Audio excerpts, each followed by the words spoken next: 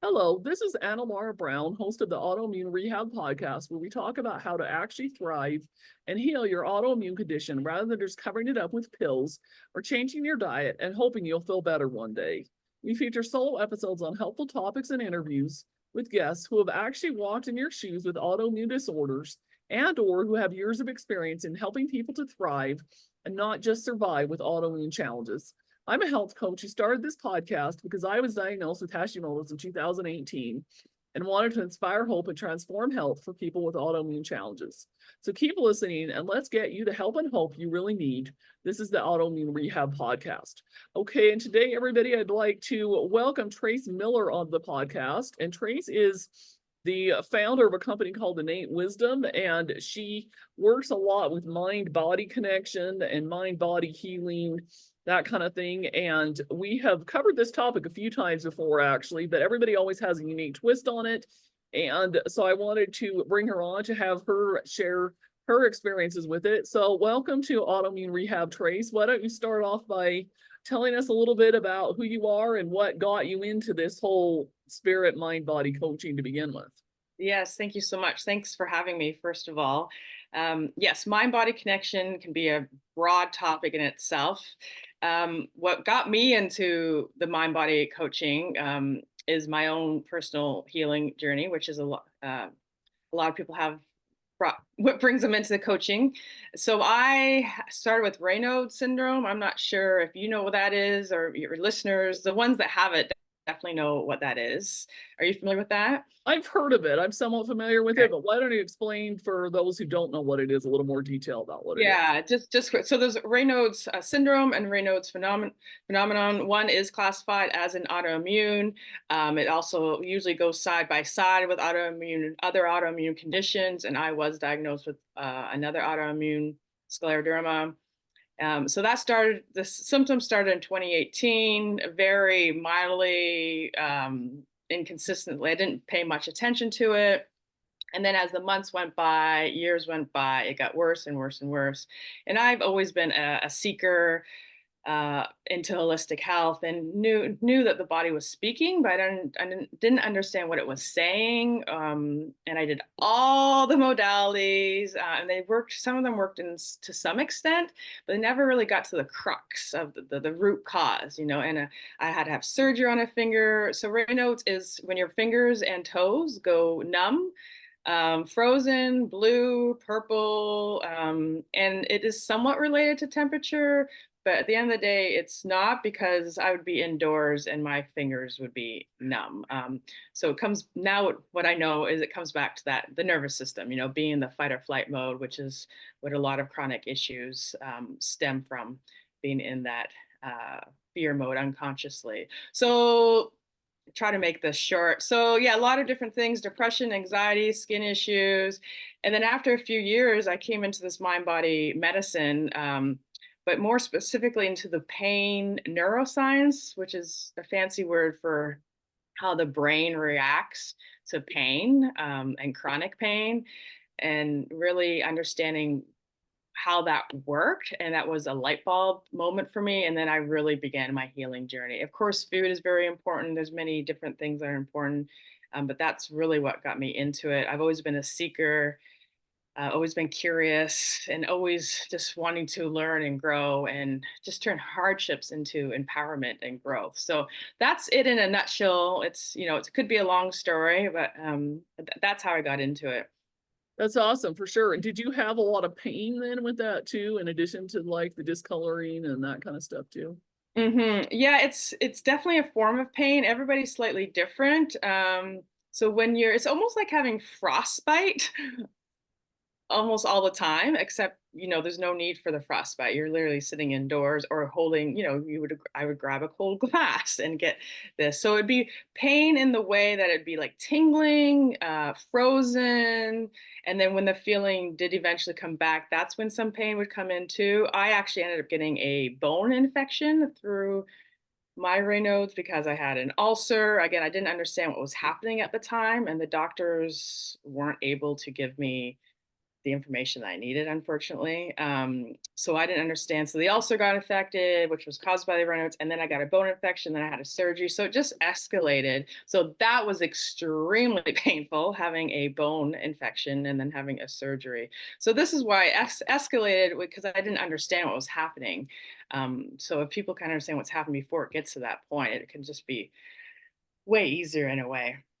Oh, it absolutely would be. And unfortunately, our healthcare system, or so-called healthcare, more like sick care system, as a lot of us that are in holistic medicine like to call it, is not helping the cause, so to speak. Yeah, So exactly. With chronic, oh, I know you have your own healing journey as well. With chronic issues, yeah, the medical system is definitely not for emergency medicine, amazing, but it just isn't, it's very flawed, isn't it? And failing. for sure. Absolutely. It absolutely is. So you've started talking a little bit about what got you into the mind body coaching. How did you, I guess, discover that it even existed in the first place? So you, because obviously in order to really get into doing something, you have to be first have that awareness of, oh, this is an option. This is something that is out there that actually exists. Exactly. Yeah. Yeah, again, I was for the last 20 years, I've been very much reading, taking courses into holistic health, food, very into food, but it wasn't until so maybe 2019. And practitioners would ask me, "Are you stressed?" And at that time, I'd say no, because I actually had just gone through a lot of many years of hardship, like divorce and just lots of hard stuff. And I actually was in a better place. I found a new home, but I didn't understand what stress even meant. I didn't understand that my system was still under stress. So that's the mind body connection that I was missing. So that stress, that emotional repression, that mind, that brain is totally connected to physical symptoms. So even though I was focused on all of this other stuff, I was missing that key connection. And that brings us back to kind of the brain pain connection. So it was actually through, well, do you know the app Curable? There's a Curable app. So that was a big influence for me, their mind body connection, because there's a lot of somatic therapists around now, which are great. But again, it wasn't for me, anyways, it wasn't doing the crux of getting to the cause of it. The chronic stress was causing me the chronic issues. And that is the case for most people, because I repressed emotions. I thought I dealt with all this stuff, but I hadn't. I just didn't have the tools Yeah. or the support at the time. Well, yeah, and I think even modern medicine nowadays is actually starting to actually even diagnose people or to recognize that stress can be in and of itself an actual illness, as well as the root cause of pretty much every issue Exactly. there Yeah. is. They say a lot more people have heart attacks and end up in ER rooms on Mondays because Oh, of, right. a lot of, it's the beginning of the work week, and a lot of people unfortunately work in jobs that they don't love, or they find their jobs to be stressful, and so they end up with a lot of serious issues and other kinds of things on Mondays, which is, a whole nother topic in and of itself and really sad, but just states the whole point of, the role that stress plays in pretty much every health condition. So yeah. Yeah, exactly. That's the true epidemic is chronic stress. I think most people, unfortunately, are, and it's like you said, experiencing chronic stress, and they don't realize their physical symptoms and mental symptoms is from that chronic stress. You're in the States, aren't you? I'm in Canada, and I Yeah. think in the States, I think 1 in 5 people are experiencing chronic pain. And I think it's even higher, actually. But so many people are suffering, and they just don't realize it comes down to this chronic Oh stress. yeah, I would say, like you said, 1 in 5 people with chronic pain. I would say 1 in 5 people probably have such, I would say, more like severe chronic pain where they feel like it makes it hard to actually live their lives and do their daily routines, things like that. But there's probably more people than that. You probably have at least a second person in Mhm. there that maybe has a significant amount of pain, but they're maybe are so-called living with it or figured out how to, not have it bother their lives, but they still technically have it because, yeah, I agree. It's probably more like 2 in 5 that actually Yeah, exactly. So struggle many with some people kind of just, a problem with it. yeah, so many people just push through, right? Because they told they had to live with it, which is so disempowering and dreadful, really. Mhm. Oh, absolutely. Yeah. So you started talking with us a little bit about what that mind body connection is. So I think a lot of us, I know at least my experience with it, my knowledge out of it's evolved a little bit, but I know if you'd have asked me what mind body connection meant, even 2 years ago before I started doing this podcast and started talking to people, I would have probably said, oh, that's meditation or yoga, and I'm sure that's probably part of it, but why don't you expand a little bit on that? And what else would Yeah. you contribute as far as what that actually means above and beyond, like we sit there and think, oh, here's this meditation, breathing, yoga, all that stuff.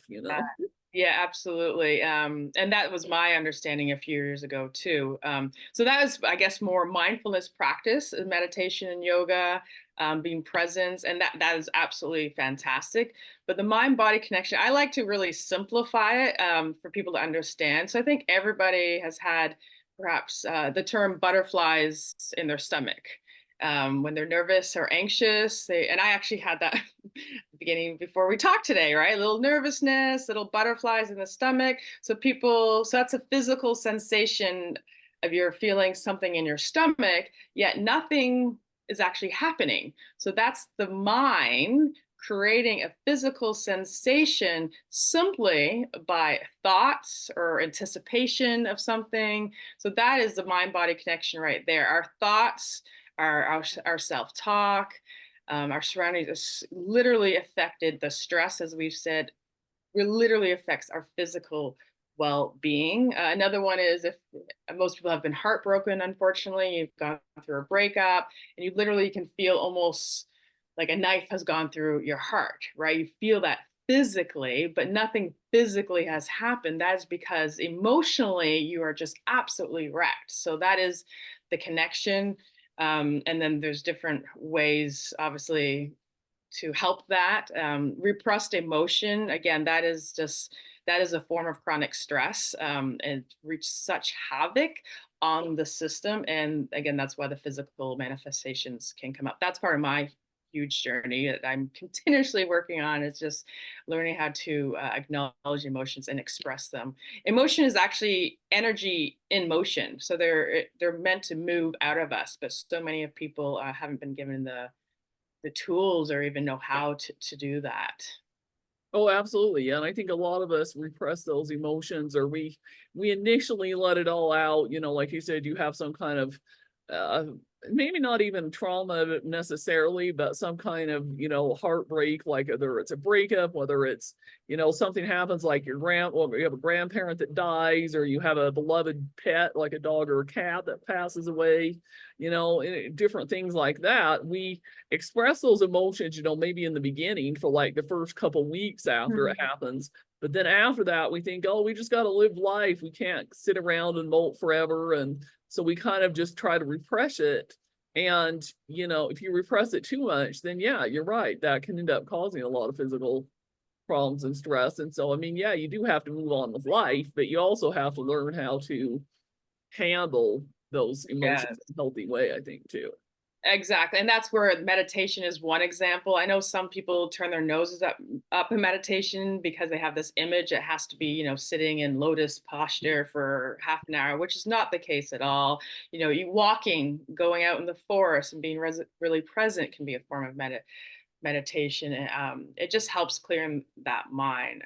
But yeah, that's what happened with me. Why my symptoms showed up once I was out of stress per se. I still hadn't dealt with all the stuff that I'd gone through the years previous, but the body is that smart that it didn't show the symptoms until I was in this safe area, and I was able to deal with the physical. But the body was speaking to me saying, "You actually haven't dealt with all that stuff that you thought it." So my system was in fight or flight mode still because all that repressed stress and emotions. Yeah, absolutely, for sure. So moving on to, I think one of the most important, well, I mean, not that the other things we haven't talked about aren't important, but a lot of people were probably wondering, how do you overcome and get past that, chronic Mhm. condition, the chronic pain? So whether it's, the pain, whether it's related to autoimmune or not, I mean, how do you what are some of the steps that you would take to actually overcome that? And what would you say some of the barriers are, I guess, for people trying to overcome that? Yeah, great question. And it is an important aspect for sure, because it can feel extremely overwhelming and hopeless, unfortunately. So, I mean, autoimmune, I do have autoimmune, and that's, that can be a diagnosis, but we also can give it the right environment. I know you have your own healing journey from autoimmune as well. So, just because we're diagnosed with something doesn't mean that's our reality. So, one of the key things to help yourself is to surround yourself with people, but practitioners that give you hope, and don't give you hopelessness. So if there's a doctor or a practitioner saying you can't heal or this is impossible, you don't need to be around that, because that's creating fear in itself. So and so a mind body practitioner such as myself, or there's plenty of other people, coaches that would be able to understand that this is possible to heal. So that's important. And then the knowledge, the first and foremost is the knowledge, is understanding, why are you in this chronic issue? Why is this chronic issue happening to you, whether it's autoimmune or something else? If you don't understand what's happening, and why it's happening, there's no way you can overcome it. So that's what I do. One of my first sessions, I actually have a slideshow that explains why issues are chronic. And it comes back to that, the fight or flight, being in that fear mode. It's this perpetual cycle that your, excuse me, your nervous system is in, or your brain. If you're in fear mode, you literally can't heal. So understanding how that works and how you can overcome that. And it might seem quite, again, overwhelming, but it's not as complex as one may seem. So just so the knowledge and supporting, surround yourself with people that actually support and believe in you. They're the biggest ones. Yeah, I love that, especially, surrounding yourself with people that spew hope into you and actually help you believe you actually can heal is important. And I mean, again, it just goes back to one of the problems with just a lot of Western medicine. They don't actually believe that you can actually heal from these things, and part of that's just because of the way that they've been trained. Yeah. And they, at the end of the day, not only do they not believe it, a lot of times they just don't even know how. And Mm, so, that's where things like you said, like things like mind body practitioners, acupuncture, chiropractic, functional medicine, all the doctors that actually are trained to look at more of that root cause, and those mm, practitioners that actually believe that you can heal yourself, because it's people sometimes don't realize this, but just like, you have to actually believe that you can do something, you have to believe you can get out of bed and go hike mm. up that mountain before you can make it. You have to believe you can actually succeed at your job in order to do it. You have to also believe that you can actually create good health and that you can actually overcome your autoimmune challenges, because if you don't believe you can do it, you won't. That's just Yeah, exactly. And our brains are so suggestible. So if you've already gone to doctors and know there's nothing structurally wrong and that's not helping you, it's time to walk away from that. Because even me, with the knowledge I have, if I go to a doctor, the fear can be so strong, and your brain is so suggestible that the brain is trying to protect you, and it's like, oh right, I can't heal from this. So it's so important to feed our brain with those, like you said, the belief and the affirmations and empowerment, because it's impossible to heal if we're in this fight or flight, like fear state. Absolutely. for sure. So, what kind of advice would you give for somebody who's listening to this, who's thinking, okay, that's great. I need to reduce my stress. I need to get out of this fight or flight. I need to focus more on this mind or body connection. But I'm in lots of pain right now and I have all these issues. What would you tell them to do? I know, and I totally understand how it can be even annoying people, like, because it can, again, it's overwhelming, and some people have suffered from it for years and gone through every practitioner. And so start small. One thing I like to do with clients is to create an evidence list. So even like a 1% improvement, that's huge. So for instance, if you're laid up in bed and then you can sit up, that's huge. So that's really important to really note your successes. And how do you get there? Well, there's many different tools, and that depends on the person, what speaks to you. One is to meditation, of course, but somatic tracking. I don't know if you or your listeners have heard of that. You can search that online. That's a very popular, it's also called pain reprocessing therapy. It's a 5-minute meditation sort, but it's literally teaching your brain to it's about not reacting to the pain with fear. It's about reacting to it with loving kindness and soothing it. And I know that can also seem really impossible when you're in it. And this is why support is so important to get you going. But it is that simple. One, if you can get your not fearing the pain, and it is reprogramming the brain through that. Tapping is another great way. EFT tapping is another great way to do it. I offer a therapy called EAET, emotional awareness and expression therapy. So that's helping get those repressed emotions out and the fear again. So there's many different ways. And again, it can be hard to do initially without support. But the key thing is to respond to your pain with without fear and with just acceptance. That would be the biggest. Yeah, absolutely. I love that. Mhm. So to conclude this, let's end with these two final questions that I think are also really important as well. So second to last question that let's talk about here for a minute is how can understanding the actual neuroscience of pain and what's going on in your brain, how can that actually help you with overcoming your chronic pain and your autoimmune symptoms? Mhm.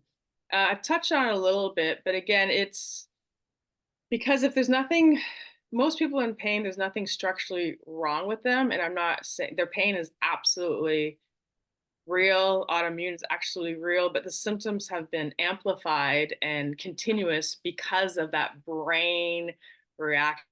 Pain actually starts, whether it's acute or chronic. And when I say pain, I'm also talking autoimmune symptoms actually start in the brain, no matter if it's acute or not.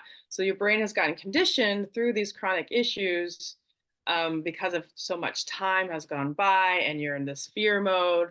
So understanding what is happening in your brain, which is this fight or flight response, it's this perpetual cycle. So you're fearing the pain, which puts you in fear mode, which gets your nervous system activated, which gives you more pain, and then you get more fear. And so it's this cycle that people are literally caught in. And I have some great diagrams that helps to make sense of it. But so that's why it's so important. So understand what's happening, because again, you literally can't fix something if you don't understand that your chronic issues in your brain and your nervous system plays such an impact. It's I like to use an analogy. If most people have a smoke alarm, and most people have know that smoke alarms can be quite sensitive sometimes. You know, you just open an oven and nothing's burning, but all of a sudden your smoke alarm goes off. So Yeah. the nervous system and the brain is like a smoke alarm. So it goes off because it's super sensitive with your chronic conditions when it doesn't need to go off. So you need to understand why your system's going off. It's like trying to make a smoke alarm turn off, but you don't understand why it's going off. So you need to understand why your nervous system brain is going off. And so it comes down to information. This pain neuroscience is actually a medical recognized form of treatment now. So it seems a bit ironic because it doesn't have to do with anything physical, but this is because it all comes back to the nervous system and the brain. And I'll just keep repeating it because that's literally the crux of it for sure. Oh, absolutely, for sure. But I think that's really important for people to realize is that, assuming, you've at least done your due diligence, you've been checked out, you've made sure there's not anything physically or structurally wrong that's causing your pain because, there might be. And if there is something like that, you do want to obviously get that fixed. But, like you said, a lot of pain is more, in the head. It's more that mental and that kind of stuff. And working on that spirit mind body connection can be really powerful. Yeah, absolutely. One thing I'll just add is yes, that's absolutely crucial. You need to go to the doctors first. Um, but sometimes people in the mind body world, there's something called normal abnormalities. So a good example is many people have chronic back pain and they'll go get an MRI, and then the doctor will say, oh, you have a disc bulge or a disc degeneration, and then that's what's causing your pain and you need surgery. And that's absolutely false. Many people have disc bulges. People in their 70s, 80s have disc bulges, disc hernias, whatever, have your choice, and they are in no pain. So that's an exception when sometimes tests come back and the doctors just assume that that's causing your pain because they don't know what else to do. So you just have to be really your own advocate and do your own research for yourself, because a lot of times it is the mind body connection, even if there's a normal abnormality, meaning many people have these disc bulges and they don't have any pain whatsoever. Oh, absolutely. No, I totally get where you're coming from, and maybe even go get a second opinion if you're kind of not totally sure, see if if you think that that could be the source of your pain, maybe go try to get a second opinion and just see, Yes. yeah, absolutely. Yeah, definitely good point. So if you could go back in time to, let's say we're recording this in 2024, let's say it's 2017. So right before, you got your diagnosis, what would you tell yourself that you didn't know then that you know now that you would have maybe wished that you had known at that time? It's always a fun thing to think about, eh? Let me think about that. Yeah, if only we can have the knowledge and go back. I think the most important thing for me to go back then is to really understand the importance of expressing my emotion, but I also didn't necessarily know how to do that. So really finding the people, the tools, the ways, the support to express emotions, the stress, all the hardships, to just be able to get that out. And because I didn't understand how impactful not doing that is on our systems. What we resist persists in our systems, and then we must feel to heal too is a great one. So that's what I would do, is just go back in time and find the support that I needed to really, rather than like think, oh, I'm good enough, I'm fine, I'm strong, I can get through this. But no, really give myself that caring touch, and finding a way to really express all all that deep rooted unconscious emotions. For sure, absolutely. That's great. So if somebody wants to connect with you and learn a little bit more about you, about how they could potentially work with you, give us the best place that they would go to do that. And then we'll make sure that we have that linked along with like any of your social links in the description so people can go there and connect with you. Yeah, perfect. Thank you. So my business is called Innate Wisdom, Transformational Healing. You can find me online. Website is called innatewisdom.love, short and easy. I'm also on all the Instagram, innate wisdom _ healing. But if you just go to innatewisdom.love, then you can find all the contact details there. That's probably the most straightforward. I offer one-to-one coaching. So just have a look there. There's more information about me and my story. And yeah, I'd love to hear from you for sure, the audience. Awesome. Great, Trace. Thanks for sharing with us. And as always, if you have listened to this episode and enjoyed it, please consider rating this podcast. Please consider writing a review and share it with other people that you feel like could really benefit. And we look forward to sharing with you again next week on another episode of the Autoimmune Rehab Podcast.